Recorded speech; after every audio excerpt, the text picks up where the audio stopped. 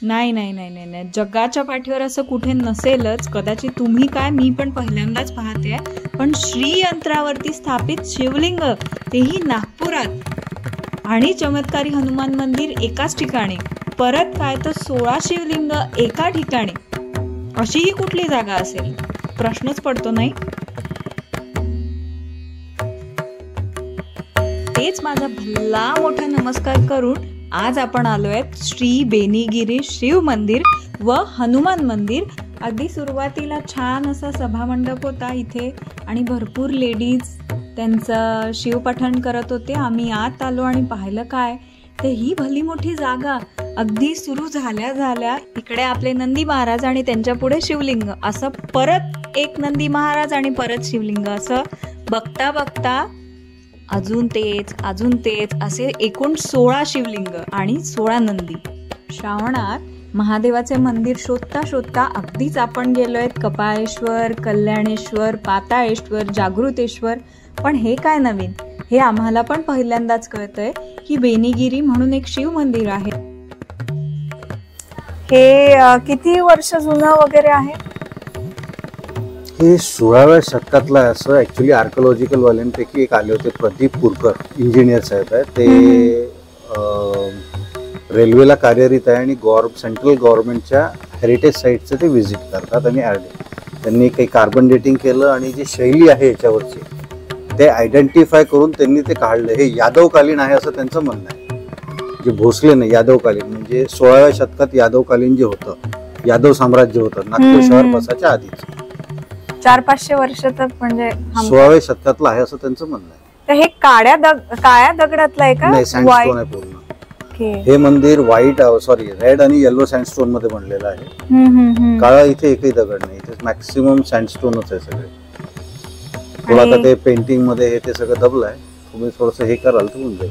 हा, याच्यामध्ये 3 लेअर आहेत. रेड आहे पहिला, मधला येल्लो आहे, परत रेड आहे वर, आणि हा रेड सँडस्टोन आहे. ते बघा पेंट निघाला तिथून दिसेल तुम्हाला. तिकडले 2 येल्लो आहे, तो येल्लो आहे, तिकडला मागचा रेड आहे आणि येल्लो कॉम्बिनेशन मध्ये आहे. आणि त्या मंदिराचं वैशिष्ट्य असं ते सगळ्यात मेन आहे, बेनीनाथ महाराजांचं आहे ते, ज्यांच्यामुळे बेनीगिरी वाडा नाव पडलं आहे. म्हणजे बेनीनाथ महाराजांचं मठ होतं म्हणून बेनीगिरी वाडा नाव पडलेलं. गिरी त्यांचं सरनेम, पद आहे त्यांचं ते. आणि ते श्रीयंत्रावर बनलेलं मंदिर आहे. 5 लेअर आहे श्रीयंत्राचे तिथे. 3ऱ्या लेअरवर सेंटर पोझिशनला लिंग अटॅच आहे, ते त्याच्यावर लिंग आहे. आणि गौरी ही नंदीवर आहे. हे 2 एकदम रेअर कॉम्बिनेशन आहे. आर्किओलॉजिकल वाले म्हणून आलेत की हे कॉम्बिनेशन सहसा पाहायला भेटतच नाही. त्यातले एखादी मिळून जाईल पण दोन्ही कॉम्बिनेशन असं मिळत नाही पाहायला. मग सरकारकडनं चांगलं योगदान मिळायला पाहिजे, एंट्री वगैरे लागायला पाहिजे. कारण आपण बाहेर जातो युजली, आपल्याला समजा कुठे जायचं असेल तर काही लोक तर खाली पायथ्याशी इन्शुरन्सही काढतात की वरती गेलं तर तुम्हाला. नाही, आम्हाला तरी सरकारकडनं सध्या काही मदत नाही. आम्ही वारंवार कॉर्पोरेशनला बोललो आहे. त्यांचं एकच म्हणणं आहे की प्रायव्हेट प्रॉपर्टी आहे, जागा ही प्रायव्हेट आहे, त्याच्यामुळे इन्व्हॉल्व करत नाही. काय ऍक्च्युअली आम्हाला ते लिगॅलिटीज त्यांच्या माहित नाही. पण कॉर्पोरेशनच्या ह्याच्यातही हे मंदिर लिस्टेड आहे. त्याच्यात लिहिलं आहे की 400+ इयर्स ओल्ड. त्यांच्या रेकॉर्डवरही आहे मंदिर 400+, ते स्वतः म्हणतात त्या कॉर्पोरेशन. आणि ग्रेड 1 मधलं दिसतंय हे, कारण असं खूप याची गरज नाहीये रिनोव्हेशनची वगैरे. आहे गरज तर आहे. ऍक्च्युअली कसं आता आम्ही लोक 7-8 वर्षापासून त्याची डागदुरुस्ती हे ते आम्ही करून आपल्या स्वखर्चाने सगळं. हो, आम्ही स्वतःच एक मंडळ बनवून घेतलं आजूबाजूच्या लोकांनी. आम्ही स्वखर्च म्हणण्यापेक्षा की काम सुरुवात केली का लोक जुळतात त्याच्यात. अनेक लोक आहे म्हणजे इथले सगळेजण आजूबाजूच्या मदतीला नेहमी तत्पर असतात. काय मदत मिळाली पाहिजे आपल्याला असं वाटतं? आम्ही म्हणतो त्यांनी टेक ओव्हर केलं पाहिजे. एवढं गव्हर्नमेंटचे प्रत्येक सेंट्रल, स्टेट आणि कॉर्पोरेशनला आर्किओलॉजिकल आणि काय म्हणतो आपलं त्याला हेरिटेज डिपार्टमेंट आहे, त्यांनी याला दत्तक घेऊन जायचं, करायला पाहिजे. सगळं जेव्हा लिस्टेड आहे सगळं आहे तर करायला पाहिजे. म्हणजे त्यात प्रायव्हेट काय आणि गव्हर्नमेंट कोणाची असो. आता प्रायव्हेट आणि गव्हर्नमेंट बनून झालेच किती वर्ष, 75-80 वर्ष. आता ते 400 वर्षाच्या आधी गव्हर्नमेंट कुठे होती? त्यांनी ते करायला पाहिजे की असे हेरिटेज साईट सोडायला. नागपूरमध्ये आहेत भरपूर, पण ते कधी असे वर नाही आले, माहिती पण नाही पडत. खूप कमी आहे. म्हणजे महालात हा सेंट्रल नागपूरमध्ये याच्यापेक्षा प्राचीन मंदिर एकही नाही. याच्यापेक्षा जुना असलाच तो तेलंगखेडीचाच असेल. महादेव आहे. मंदिर. पण तिथे पण म्हणजे आपण गुगल वरती सर्च केलं तर तिथे 250-300 वर्ष दाखवतं जुनं ते. नाही, इक्विव्हलंट आहे असं म्हणतात. कारण की हे 2 यादवकालीन आहे असं त्यांचं म्हणणं होतं. आम्हाला जास्ती नॉलेज नाहीये, आम्हाला त्याचे भरपूर नॉलेज नव्हतं. आता ते तज्ज्ञ लोक येऊन राहिले, आता कसं थोडी थोडी प्रचिती मिळून राहिली, लोक जुळून राहिले. कसं पहिले तर साफसफाई नव्हती, इथे साधारण 2.5-3 फूट गवत राहायचं, जंगल राहायचं. हे भिंत पडून अनेक वर्ष झाले होते, कोणी पाहायला तयार नव्हतं.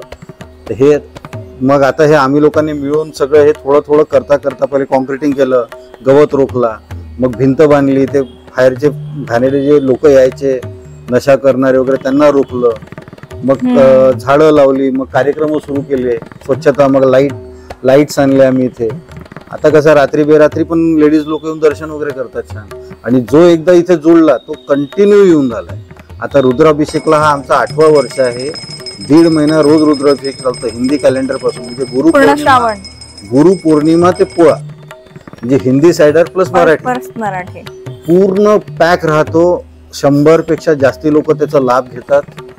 कधी कधी 8-10 रुद्राभिषेक होतो दिवसभरातून, खास करून सोमवारी आणि रविवारी. आज काही नसताना, तिथी नसताना, विनायकी चतुर्थी एक नॉर्मल दिवस, तर या 4 रुद्राभिषेक झाले सकाळी. आता जे लोक एकदा आले तर ते वारंवार येऊन राहिले. ते येतात, ते एक जातो आणि तो 10 लोक घेऊन येऊन राहिलाय. त्यांना काही ना काही फायदा होऊन राहिलाय त्याचा. आणि एक वेगळीच ऊर्जा आहे. तुम्ही थोडा वेळ अंदर बसा, जाप करा, ती वेगळीच ऊर्जा तयार होते इथे. महाशिवरात्रीला वगैरे तर भयंकर गर्दी राहते सगळं. आता तर 12 महिने सोमवारी तर पूर्ण पॅक चालतं. शिवरात्री वगैरे तर सणवार तर आहेच. मंडळ आम्ही बनवलं आहे. आम्ही मंडळात कसं, आता इथे या प्रिमायसेस मध्ये हनुमान मंदिर आहे, गणेश मंदिर आहे आणि शिव मंदिर आहे. आणि हे एकूण किती आहे त्याच्या पिंडी इकडे? बघा, अंदरच्या प्रिमायसेस मध्ये या इंटरनल कंपाऊंड मध्ये 15 आहे आणि बाहेर एक हनुमान मंदिर जवळ 16 आहे. सायंटिफिकली आर्कोलॉजिकली किती स्ट्रॉंग असतात हे आपण इथे पाहू शकतो. तसं पाहिलं तर पूर्व दिशेला असतात सगळे नंदी आणि देव, हा आहे पश्चिमेला. पण इथे सूर्यकिरण पडणार कशी म्हणून तिथे तो होल केलाय त्यांनी. तिथनं लगातार सूर्यकिरण येते आणि ह्याच्यावरती 1.5 तासाचा अभिषेक घालते. असं हे पिंड. आणि इथे आवाजाचा इको पण आहे. आपण आहोत आता बेनेकरवाडा, नागपूर.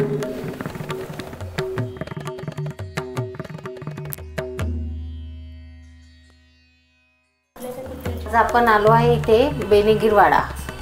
तिथे हे शिवलिंग बघा, श्रीयंत्र जे दिलं इथे खाली श्रीयंत्र आहे, त्यावर ही शिवलिंग स्थापन आहे. पिंड पूर्ण जगाच्या कानाकोपऱ्यात असं कुठेच नाही आहे. आणि इथे रुद्राभिषेक वगैरे होतात. आपण करू शकतो, कधी करू शकतो. तुम्हाला करायचं असेल तर तुम्ही करू शकता. आणि जागृत आहे, पुन्हा नवसाला पावणार आहे. हे मंदिर आहे बेनेकरवाडा महाल येथे. महाशिवरात्रीला श्रावण महिन्यात तुम्ही इथे या, दर्शन घ्या. कदाचित खोटं असेल, खरं असेल, ह्याच्यात जी माहिती दिली आहे ती आपण लक्षात देण्यालायक आहे की ते सगळे करतात आणि त्यांना त्याचं काहीच, जेव्हा आपण म्हटलं की स्वखर्च काय काय गव्हर्नमेंट कडून काही मदत नाहीये. मदत असायला पाहिजे. आर्कोलॉजिकली समजा 400-500 वर्ष जुनं काही, कारण यादवकालीन आहे म्हटल्यावर. पण तरीही मग तीच बाब येते की खंत की का नाही होत, असा प्रोग्रेस का नाही होत. जसं मी म्हटलं, त्यांना तिकीट्स काढून लोक का नाही येत, किंवा जागेचा इन्शुरन्स का नाही होत. पुढेपर्यंत सगळ्यांना दिसायला पाहिजे, कळायला पाहिजे, लोकांनी यायला पाहिजे. पण तेवढी प्रचिती मिळत नाही. पण तुम्ही नाव काढा आणि नक्की या, इथे अभिषेक घाला. बाकी मंदिरांसारखंच हे मंदिर आहे. नक्की या, अभिषेक करा, महाशिवरात्रीला या. आणि इथे श्रावणामध्ये महाप्रसाद पण राहते. हा, आणि महामृत्युंजय मंत्राचं पाठ पण असतो आणि खूप मोठ्या प्रमाणात महाप्रसाद. तर तो महाप्रसाद पण म्हणजे स्वखर्च, देणगी वगैरे, जसं अन्नदान याच्यातूनच सगळ्यांना करतात मग तसं. आणि जसं आता 400-500 सुरुवात झाली होती महाप्रसादाला, आज इथे 5,000 ते 6,000 लोक जेवण करतात. यावर्षी यांचा 8,000 लोकांचा एक टार्गेट आहे. त्यांनी तयारी पूर्ण ती ठेवली आहे 8,000 लोकांची. आपण आवर्जून यायला पाहिजे, दर्शन द्यायला पाहिजे. आणि होम हवन यज्ञ ज्याच्यात आहे त्याच्यात पण भाग घ्यायला पाहिजे आणि महाप्रसादाला पण यायला पाहिजे, तर नक्की या.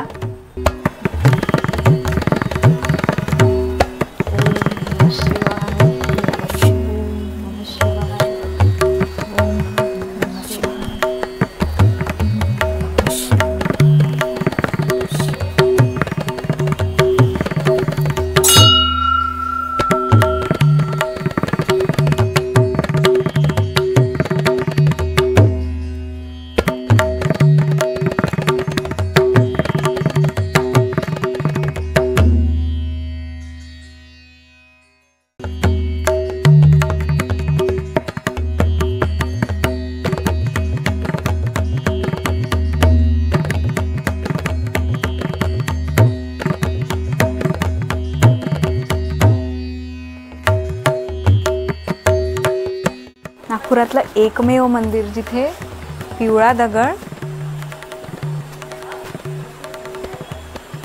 लाल दगड आणि